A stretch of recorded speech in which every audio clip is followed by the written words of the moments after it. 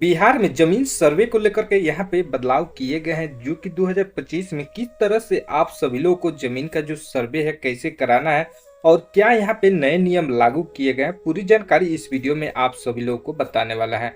आप यही स्क्रीन पर देख ही सकते हैं कि बिहार जमीन सर्वे 2025 जो कि नीतीश कुमार की कैबिनेट मीटिंग के बैठक में ये कुछ नियम लगाए गए हैं और यहाँ पर देखेंगे आपको सभी जानकारी देखने को मिल जाएगी। बिहार राज्य में पिछले भर्ती यानी कि 2024 के 20 अगस्त में भूमि सर्वेक्षण की प्रक्रिया को चालू किया गया है। राज्य सरकार के द्वारा यह सर्वेक्षण इसलिए किया जा रहा है यहाँ के भूमि के नतीजे स्वामित्व की पहचान हो सके तथा सरकारी जमीनों का विवरण प्रत्यक्ष रूप से सामने आ सके। तो ये जानकारी निकल करके आ रही है फ्रेंड, और इसमें क्या बदलाव किया गया सबसे मुख्य बात वो है, वो जानकारी मैं इस वीडियो में आप सभी लोगों को बताने वाला हूँ। यहाँ पर देखेंगे जमीन प्रक्रिया के इस सर्वेक्षण के दौरान समय अवधि कम होने के कारण जमीन के मालिक के लिए कई प्रकार की समस्याओं का सामना करना पड़ रहा है। बताते चले कि जमीन की प्रक्रिया के सर्वेक्षण में जो नियमावली लागू किए गए हैं उसमें कई प्रकार की त्रुटियां भी देखने को मिली है। भूमि स्वामित्व की इस समस्या के समाधान के लिए तथा उनके लिए सर्वेक्षण हेतु अधिक समय अवधि प्रदान करने हेतु हाल ही में जमीन सर्वे का नियमावली में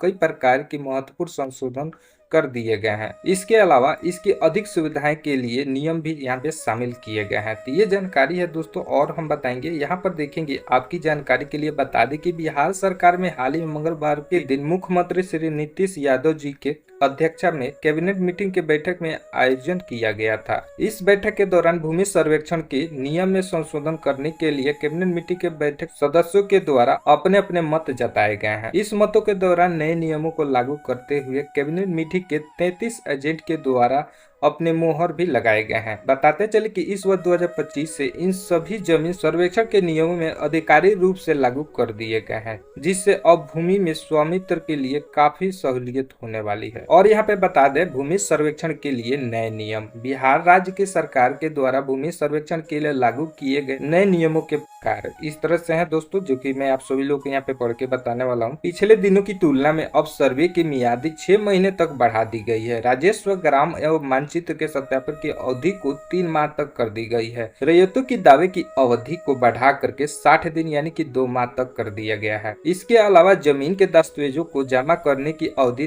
3 माह तक और बढ़ा दी जा चुकी है। जमीन सर्वेक्षण में नियमों में कुछ संशोधन किए गए हैं, जिसका विवरण यहाँ पे नीचे आप सभी लोग देख ही सकते हैं। जमीन सर्वेक्षण की प्रक्रिया के दौरान सबसे पहले चरणों में ग्रामीण क्षेत्र के जमीन सर्वेक्षण का कार्य कराया गया है, जिसके दौरान रैयतों को दाखिल खारिज समेत अन्य कई प्रकार के समस्याओं का सामना करना पड़ रहा था तथा सरकारी कर्मचारियों के चक्कर भी लगाने पड़ रहे थे। इस समस्या के समाधान के उद्देश्य से जमीन सर्वेक्षण की नए नियमों वाली जानकारी दी गई है। जमीन सर्वेक्षण के नए नियमों वाली से सुविधाएं, तो यहाँ पे आप सभी लोग को देखने को मिलेगा कि इससे क्या क्या सुविधाएं आप सभी लोगों को मिलने वाली है। अब जमीन के स्वामित्व के लिए जमीन सर्वेक्षण हेतु अधिक समय मिल गया है। और दूसरे नंबर में देखेंगे इस समय के दौरान वे बिना किसी भी व्यवधान के आराम से अपने जमीन का सर्वेक्षण का कार्य करा सकते हैं। और तीसरे नंबर में देखेंगे वे सर्वेक्षण के साथ अपनी जमीन दस्तावेज भी 3 महीने के दायरे में भी किसी भी समय जमा कर सकते हैं। और चौथे नंबर में आप सभी लोगों को बता दूं, अब जमीन के मालिकों के लिए ग्राम पंचायत या किसी भी सरकारी कार्यालयों में चक्कर काटने की आवश्यकता नहीं होगी। और यहाँ पे कुछ जानकारी आप सभी लोगों को जानना बेहद जरूरी है। बिहार में जमीन सर्वेक्षण के लिए आवेदन संख्या अपेक्षक में 7 लाख तक है, जबकि अभी तक 3 लाख तक आवेदन प्राप्त किए गए हैं। प्राप्त की गई आवेदन की प्रक्रिया कुल आवेदन का केवल यहाँ पे 40% जो हिस्सा है ना, यहाँ पे आवेदन किए गए हैं।